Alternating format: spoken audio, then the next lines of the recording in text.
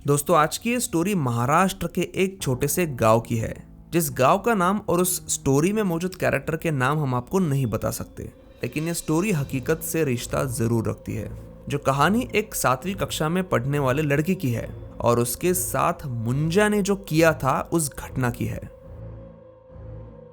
दोपहर के 4 बजे थे। आशीष के माता पिता सो रहे थे।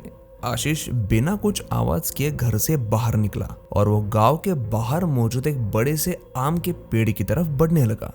7वीं कक्षा में पढ़ रहे आशीष की गर्मी की छुट्टियां चल रही थी। दोपहर के वक्त उसका अपने दोस्तों के साथ उस पेड़ के पास जाकर उसके मालिक की आंखों से बचकर आम चुराना ये रोज का खेल हो चुका था। आशीष अमित के घर गया, लेकिन आज अमित ने आने से मना कर दिया क्योंकि उसके घर मेहमान आए थे। आशीष बंटी के घर गया, लेकिन उसने भी आने से मना कर दिया। आशीष ने सोचा कि चलो ठीक है, आज वो अकेला ही जाएगा और उस आम के पेड़ से काफी सारे आम चुराकर अकेला ही खाएगा।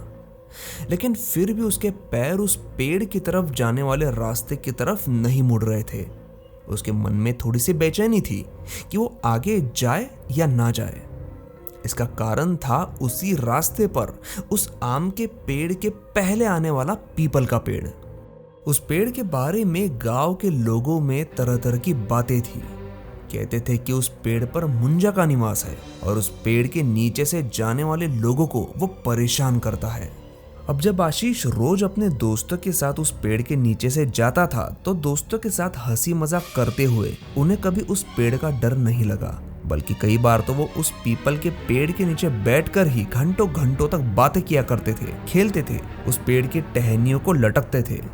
लेकिन आज आशीष अकेला था, लेकिन फिर भी उसने सोचा कि चलो कोई बात नहीं, अकेले भरपेट आम खाने का आज ही तो मौका मिला है।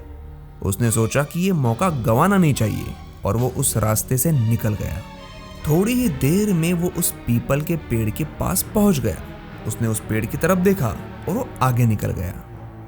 उसने आम के पेड़ से भरपूर आम खाए, साथ ही उसने अपने साथ एक थैला लाया था। उसने उस थैले में भी आम भर लिए ताकि घर वाले भी खुश हो जाए, और वो वहां से निकल गया। लेकिन ये सब करते हुए उसे समय का ध्यान ही नहीं रहा और अभी शाम का वक्त हो चुका था। थोड़ी ही देर में अंधेरा होने वाला था। आशीष घर की तरफ तेजी से चलने लगा। उसके हाथ में जो थैला था उसमें उसने लगभग 10 से 12 किलो आम भर लिए थे, इसलिए उसे चलना थोड़ा मुश्किल हो रहा था। उसके मन में आया कि उसमें से कुछ आम वो फेंक दे ताकि थैले का वजन थोड़ा कम हो जाए, लेकिन लालसा के कारण वो ऐसा नहीं कर सका। अब उसे वो पीपल का पेड़ दूर से दिखाई देने लगा। नीले आसमान के आगे उस काले पेड़ की आकृति दूर से ही काफी डरावनी लग रही थी। वो उस पीपल के पेड़ के नीचे पहुंचा और तभी उस पेड़ से कुछ बड़ा आवाज आया और उस पेड़ की एक बड़ी सी टहनी टूटकर आशीष के सिर पर पड़ी और आशीष वही बेहोश हो गया। आशीष उसी हालत में वहां पड़ा रहा। उधर उसके घर वाले परेशान हुए कि आशीष अब तक घर क्यों नहीं आया, क्योंकि अमूमन शाम होने से पहले ही आशीष घर आ जाया करता था। उसके माँ बाप ने उसके दोस्तों से पूछा तो अमित ने कहा कि हाँ, उसे पता है वो कहाँ गया है। उसने उसके पिताजी को बताया कि गांव के बाहर जो आम का पेड़ है वो उस तरफ गया है। तभी उसके माँ बाप और गांव के बाकी लोग डर गए, क्योंकि सब जानते थे कि उस आम के पेड़ के पहले पीपल का पेड़ आता है और इस समय उस पेड़ के आसपास आशीष का होना मतलब गांव वालों को शक हुआ। आशीष के पिताजी के साथ 2-4 गांव वाले उस पेड़ की तरफ निकल पड़े।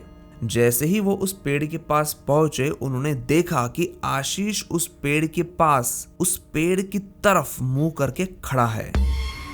पीछे से उसके पिताजी ने उसे आवाज दी, लेकिन आशीष ने उन्हें कोई जवाब नहीं दिया। अब आशीष ने धीरे धीरे अपनी नजर ऊपर की तरफ की, जैसे कि मानो वो पेड़ की टहनी पर बैठे किसी की तरफ देख रहा हो, लेकिन वहां ऊपर कोई नहीं था। अब आशीष के पिताजी और उनके साथ मौजूद गांव वाले डर गए। उतने में आशीष उनकी तरफ मुड़ा। उसकी आंखें लाल थी। वो अपने आप से ही धीमी आवाज में कुछ पुटपुटा रहा था। फिर उसने नीचे पड़ा एक बहुत बड़ा पत्थर उठाया। गांव वाले लोग डर गए और वहां से भागने लगे, इस डर से कि आशीष उनकी तरफ ही वो पत्थर ना फेंक दे।